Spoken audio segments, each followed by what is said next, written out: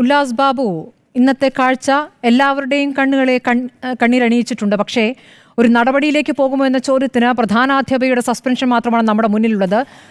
വൈദ്യുതി വകുപ്പാകട്ടെ പരിശോധന നടത്തിക്കൊണ്ടിരിക്കുകയാണ്, റിപ്പോർട്ട് കിട്ടാൻ കാത്തിരിക്കുന്നു. വിദ്യാഭ്യാസ മന്ത്രിയും അതിന്മേലുള്ള കൂടുതൽ പരിശോധനകളുടെ റിപ്പോർട്ടുകൾ കാത്തിരിക്കുകയാണ്. നടപടി, എന്ത് നടപടിയാണ് BJP ആവശ്യപ്പെടുന്നത്? നമ്മൾക്ക് സസ്പെൻഷൻ അപ്പുറമുള്ള നടപടികളിലേക്ക് പോയതായി ഇതുവരെ ഒരു കാര്യത്തിലും കേട്ടിട്ടില്ല. എൻ്റെ പൊന്നു സ്മൃതി, ഇതിൽ എന്ത് നടപടി എടുക്കുമെന്നാണ് ഇവർ പറയുന്നത്? ഞാൻ നോക്കട്ടെ, ഇവർ എത്ര കാലമായിട്ട് ഇവിടെ നടക്കുന്ന ഓരോ പ്രശ്നത്തിൽ ഇവർ റിപ്പോർട്ട് തേടിയിട്ടുണ്ട് അല്ലേ?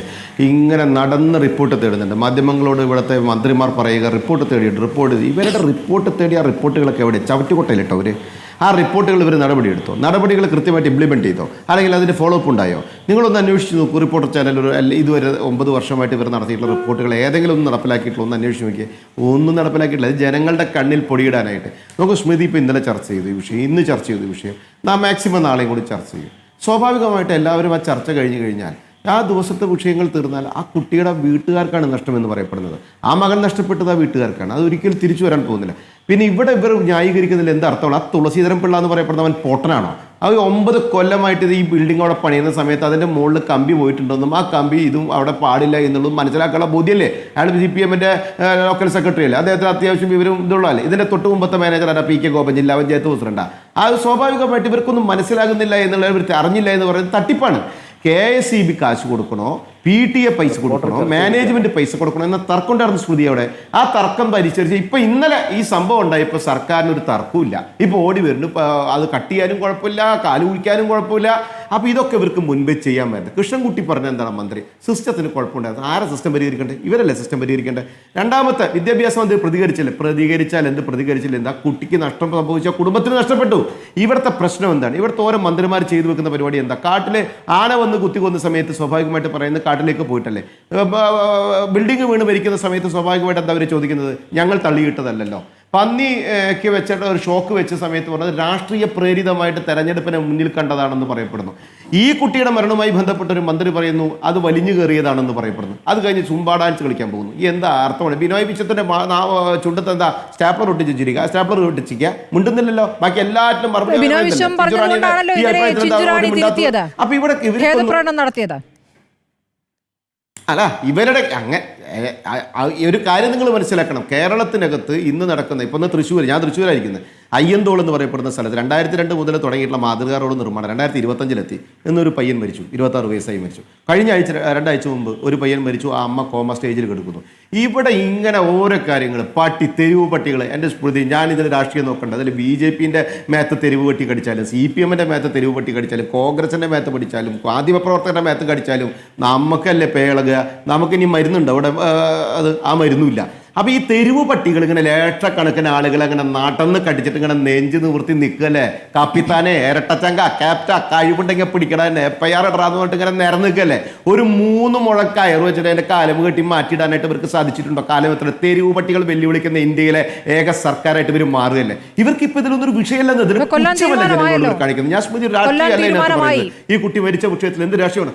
എത്ര കാലമായി, എത്ര ലക്ഷം ആളുകളെ കടിച്ചു, എത്ര ആളുകൾക്ക് പ്രയാസമുണ്ടായി. പിന്നെ പഠിക്കുന്ന പൊതുവിദ്യാഭ്യാസ മേഖലയുടെ ആദ്യത്തെ സംഭവമാണ്. നോക്കൂ, രവീന്ദ്ര മാഷുള്ള സമയത്ത്, മന്ത്രിയായിരിക്കുന്ന സമയത്തല്ലേ പാമ്പ് കടിച്ച് ഒരു പെൺകുട്ടി മരിച്ചു പോയത്? അതിനുശേഷം ഈ മറ്റത്തൂർ പഞ്ചായത്തിൽ, പുതുക്കാട് മണ്ഡലത്തിൽ മറ്റത്തൂർ പഞ്ചായത്തിനകത്ത് ഒരു സ്കൂൾ കെട്ടിടം കെടുക്കണു, കെടുത്തി പറഞ്ഞേ വീടു. അപ്പൊ ഇവർക്ക് എവിടെയാണ് ഉത്തരവാദിത്തമുള്ളത്? ആരാണ് ഈ ഉത്തരവാദിത്തം നടപ്പിലാക്കേണ്ടത്? പൊതുസമൂഹത്തിനകത്ത് എന്ത് ചെയ്താലും, ബിന്ദു മരിച്ചാലും ഇവർക്ക് പ്രയാസമില്ല, ആരെ കുത്തിക്കൊന്നാലും ഇവർക്ക് പ്രയാസമില്ല, കുട്ടികൾ മരിച്ചു വീണാലും ഇവർക്ക് പ്രയാസമില്ല.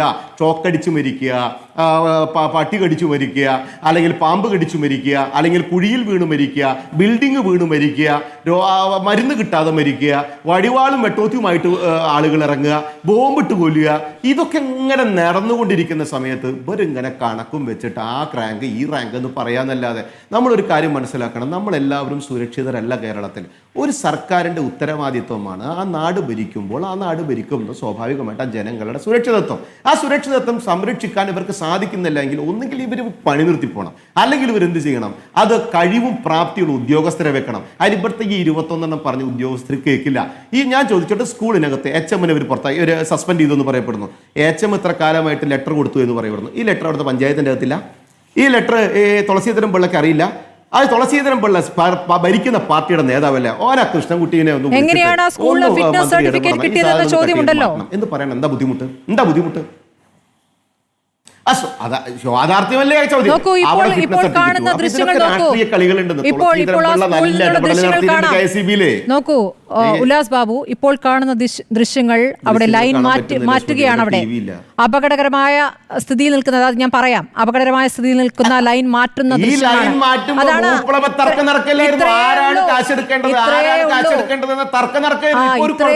ഇത് ചെയ്യാൻ പറ്റുന്നതായിരുന്നു എന്നതാണ് ഇപ്പോൾ തെളിയിക്കുന്നത്.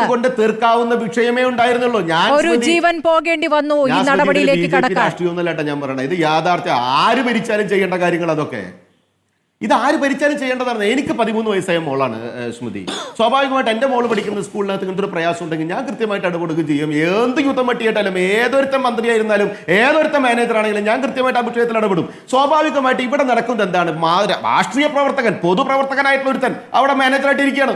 അയാൾ പൊട്ടനും മടനും വിഡിയൊന്നുമല്ല, അയാൾ നല്ല പ്രാപ്തിയുള്ളവനാ. അപ്പൊ അയാൾ KSEBയെ കൊണ്ട് ഈ കാച്ചിന് ലാഭം നോക്കിയിട്ട് ഈ വേഷം കിട്ടും നടത്തിയിട്ട് 9 കൊല്ലം മുമ്പ് അതിന്റെ മുമ്പിൽ ഈ സാധനം വെൽഡ് ചെയ്ത് പിടിപ്പിക്കുമ്പോൾ ഇപ്പം അറിയില്ലായിരുന്നു ഇത് പ്രശ്നം ഉണ്ടാകുന്ന. ഇതിന്റെ തൊട്ട് മുമ്പത്തെ മാനേജർ PK ഗോപൻ അറിവ് പ്രാപ്തിയില്ലാത്ത ആളാ, അയാൾക്ക് അറിയില്ലായിരുന്നോ? ഈ പഞ്ചായത്ത് ഭരിക്കുന്ന ആളുകൾക്ക് അറിയില്ലായിരുന്നോ? ഇനി ഈ വിദ്യാഭ്യാസ വകുപ്പിലെ നിരവധി ഗുണശേഖരന്മാര് വന്നിട്ട് ഇവിടെ ഇങ്ങനെ പരിശോധന നടത്തി പോയിട്ടുണ്ടെന്ന് രേഖയുണ്ടല്ലോ. ഈ പരിശോധന നടത്തുന്ന ഈറ്റിക്കണ്ടപ്പന്മാർക്ക് അറിയില്ലായിരുന്നോ ഇതൊക്കെ പ്രശ്നമായിട്ട് വരുമെന്ന്? അവിടെ ഇരിക്കുന്ന പ്രിൻസിപ്പൾക്ക് അറിയില്ലായിരുന്നോ? അല്ലെങ്കിൽ ഹെഡ് മിസ്ട്രസിന് അറിയില്ലായിരുന്നോ ഇത് വലിയ പ്രശ്നമാണ്, കുട്ടികൾക്ക് നാളെ ദോഷം സംഭവിക്കുന്നു?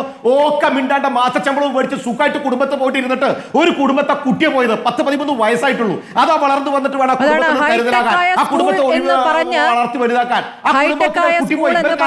സ്കൂളിലേക്ക് കടന്നു വന്നപ്പോൾ കണ്ണ് തള്ളിപ്പോയി എന്നാണ് ബാലാവകാശ കമ്മീഷനും പറഞ്ഞത്. കാരണം ഈ ദുരന്തം മാത്രമല്ല, ക്ലാസ് മുറികൾ നടന്നു കാണുകയാണല്ലോ.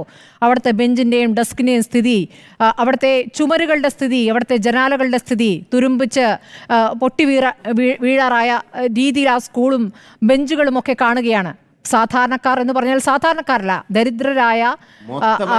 ദരിദ്രരായ കുടുംബങ്ങളിൽ നിന്നുള്ള കുട്ടികൾ മാത്രം പഠിക്കുന്ന സ്കൂൾ. അപ്പോൾ അത് മതി എന്ന ആലോചനയാണോ ഇതിന് പിന്നിൽ എന്ന് കൂടി സംശയിക്കേണ്ടിയിരിക്കുന്നത്? അവിടെയാണ് മാനേജ്മെന്റ് ഇതിൽ കുറ്റവാളികളാകുന്നത്, പ്രതികളാകുന്നത്.